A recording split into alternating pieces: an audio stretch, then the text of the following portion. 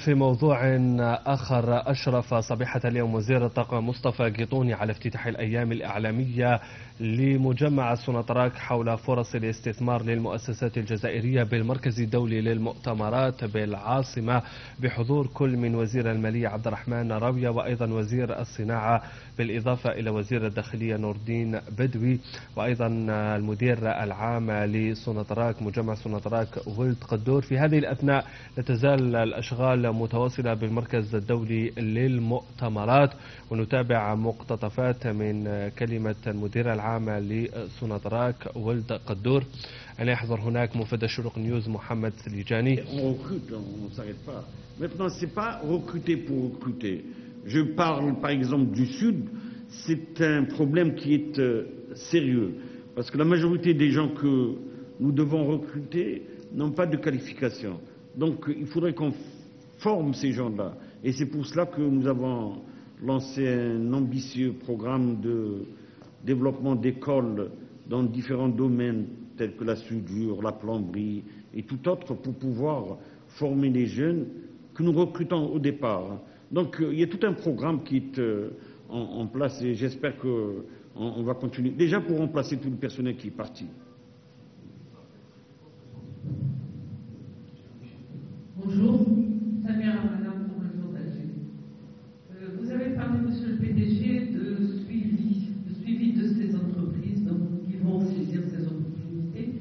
Et je voudrais savoir, est-ce qu'il est prévu donc, une aide, une sorte de soutien qui serait par exemple fiscal, d'ordre fiscal, pour qu'elles puissent, sachant bien sûr qu'elles sont parfois petites et n'arrivent pas toujours à répondre aux besoins de la production.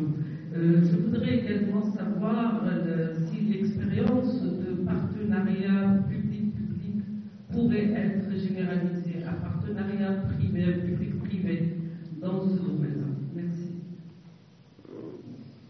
Je pense que les résultats des 2 journées seront le début de toutes les propositions que nous allons faire. Donc on va attendre le résultat de ces études pour savoir qu'est-ce qu'il y a lieu de faire pour pouvoir inciter et les entreprises privées et les entreprises publiques. À Sonatrach, on ne fait pas de différence. C'est celui qui peut nous faire. Donc on travaille aussi bien avec les entreprises privées qu'avec les entreprises publiques. Et donc à la fin des 2 journées, on va voir qu'est-ce qu'il y a lieu de faire. S'il y a des incitations fiscales, s'il y a de la formation à faire, si on peut, on revoit le processus d'appel d'offres. Les appels d'offres, des fois, les cahiers de charges sont tellement complexes que les entreprises locales ne savent même pas les lire. Donc, c'est tout ça que nous allons voir pour essayer d'améliorer la relation que nous avons avec nos entreprises. Oui, bonjour, c'est Rania Oukasi, le quotidien Laurent. Monsieur le ministre vient d'évoquer le PPP, le nouveau modèle de croissance, qui est 2 projets qui ont été mis en veilleuse, comme ça, pour des considérations sûrement et certainement politiques qu'économiques. Est-ce que Sonatrach est chargé aujourd'hui de remettre au bout du jour le PPP? Et quel projet est-ce que ça serait plus facile pour vous de vous conformer à la charte? Il y a toutes les conditions et tous les critères qu'il faut pour justement s'engager dans des partenariats publics et privés. Quel projet? Non, mais vous avez dit il y a 2 projets qui ont été mis en veille. Le nouveau modèle de croissance, c'est le PPP, le partenariat public-privé. C'est pas des projets, c'est des incitations. Oui, non, mais c'est pas des projets. Oui, non, bon. Un projet sans argent. Nous, on est ouvert à toutes les solutions possibles et imaginables qui puissent nous permettre de réaliser notre plan de charge. Parce que n'oubliez pas que l'objectif de Sonatrach, c'est de produire plus, produire mieux. Un des projets les plus importants que nous avons, c'est réduire les coûts de production. Et pour réduire les coûts de production, il faudrait qu'on ait des entreprises locales qui puissent nous accompagner dans ce domaine.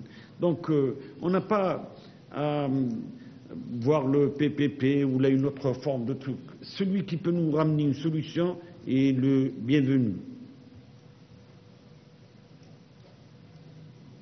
Avant de poser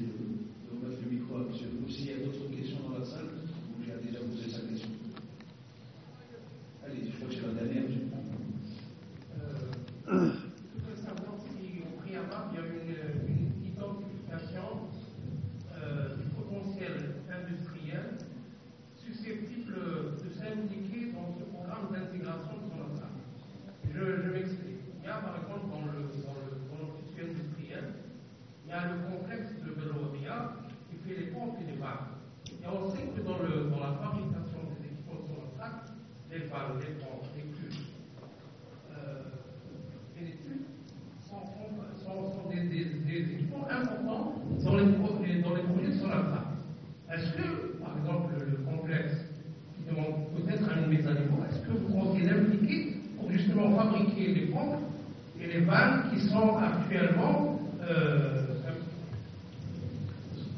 Enfin, je viens de dire que nous sommes en train de regarder toute solution possible qui puisse nous apporter un plus à notre développement. Et donc, Barwagia est un des éléments importants dans notre développement. Si on arrive à les mettre à niveau pour qu'ils nous fabriquent les pompes avec les spécifications que nous souhaitons, on le fera avec professionnalisme, je dirais. Donc, c'est sûr que nous nous impliquons. Et nous avons toute une direction qui s'occupe de ça, qui essaie de voir quels sont les potentiels, quelles sont les opportunités que nous pouvons développer localement. Et ça, c'est très important pour nous parce que chaque chose que nous faisons faire localement, c'est un travail que nous créons, c'est une valeur ajoutée, c'est moins de devises à exporter. Donc les effets de pouvoir intégrer ces entreprises sont multiples et c'est une nécessité pour nous. Si on veut réduire les coûts, on a intérêt à ce qu'on puisse intégrer le maximum possible du localement. Même quand on fait de la maintenance, pour pouvoir changer une pompe, il faut aller la commander à l'étranger. C'est pas normal. Et nous avons tout un tissu industriel qui a été développé dans les années 70 qui ne répond pas aux exigences actuelles, mais qui demande à être mis à niveau et on regarde ça aussi.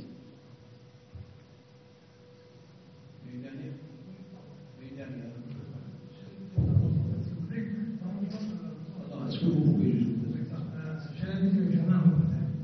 Dans le prolongement de la question de mon confrère, si ma mémoire ne me trahit pas, il y avait un projet de produire des prêts pour un instrument que vous consommez beaucoup et qui coûte trop cher. إذن مشاهدينا الأفاضل، كانت هذه مقتطفات من الندوة